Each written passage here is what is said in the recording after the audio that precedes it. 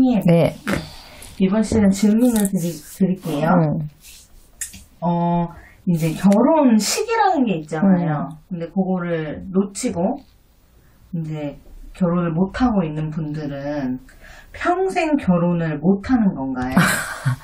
평생 결혼을 못하지는 않는데, 우리가 이제 결혼운이 들어올 때가 있어. 애정운이 막 발복이 돼서 애정운이 막 올 때는 좋은 사람 만나서 결혼도 할 수 있고, 그런데 우리가 귀인이 많이 들어오는 해들이 있어. 나한테 귀인으로. 귀인이 들어올 때 또 결혼운, 애정운이 같이 들어오거든. 그래서 이런 결혼운 시기에 만약에 결혼을 못했어. 근데 이렇게 운인기가 귀인이랑 같이 들어오는 이 결혼운에 내가 일이 정말 잘 풀릴 때가 많아. 그러면 보통 남자들이 일을 좀 해놓고 결혼을 하려고 그 시기에 일을 잡지 결혼을 잡지를 않거든. 네네. 그럴 때 이제 내 결혼을 놓치는 경우가 있고, 결혼을 하려고 했는데 그럴 때마다 집안에 상이 들면 또 상중에는 결혼을 안 한다 그러잖아.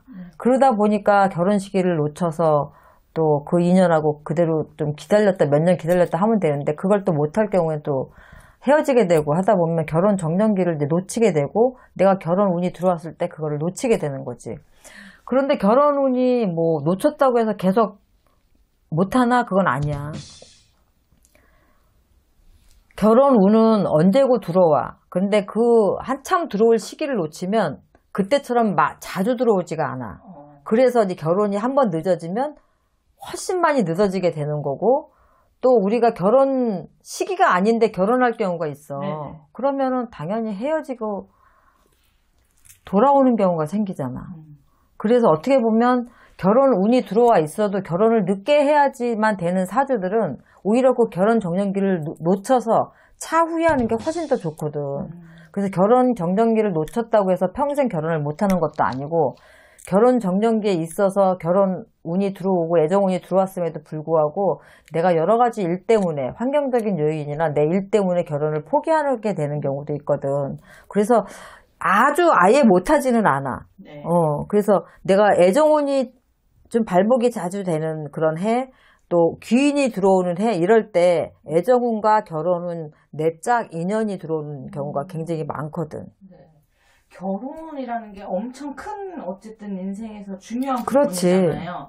그게 그러면은 대운으로 들어올 수도 있고, 뭐 문서운 뭐 이런 식으로 들어올 수도 있는 건가요? 이게 보통 이 문서운을 볼 때 우리가 부동산이나 뭐 이런 부분에 문서를 얘기하잖아. 네. 아니면 또 우리가 큰 어떤 국가기관의 어떤 중요한 시험을 본다든가 이럴 때도 문서운이 들어올 때는 그 시험에 합격할 수도 있고, 그렇게 해서 문서를 볼 수도 있고, 결혼은 정말 일륜지대사라고 해서 우리가 결혼을 하게 되면 혼인 신고를 하게 되면 이 부부라는 이 이제 새로운 한 가정이 생기는 그 주민등록상에 딱 돼 버리잖아. 그럼 그것도 큰 문서를 봐야 되냐 이제 이런데, 네. 보시는 선생님들마다 그거를 문서로 보시는 분도 있고 문서로 보지 않으시는 분도 있어. 어떻게 해석하냐에 따라서 틀리지. 근데 어떤 분이 시험 본 일도 없고, 그렇다고 해서 그분이 뭐 문서를 잡을 일도 없고, 그런데 문서운은 들어와 있다 하면 결혼운을 보는 거지. 그런데 시험도 치러야 되는 상황이고, 이 사람이 문서를 뭐 되팔아서 다시 잡든, 이게 토지나 이런 부분으로 문서가 들어온다 하면은 결혼으로 굳이 안 볼 수 있는 거지. 그래서 그 사람의 생년월일을 다 넣고 보다 보면 그 사람의 상황이 나오거든. 그래서 이거를 문서로 보냐, 결혼을 문서로 보냐. 대운이 들어올 때도 큰 문서라고 볼 수도 있지만, 나 같은 경우는 대운을 문서로 보지는 않아. 네. 대운 자체로 이미 그 독립성을 가지고 있기 때문에 그걸 문서로 보진 않거든, 나는. 네. 어쨌든 뭐 결혼을 아직 못했다고 해서 평생 못하는 건 당연하지. 네. 늦게도 할 수 있어. 네. 더 좋은 짝을 만날 수도 있고. 네. 알겠습니다. 선생님, 마무리할게요. 네.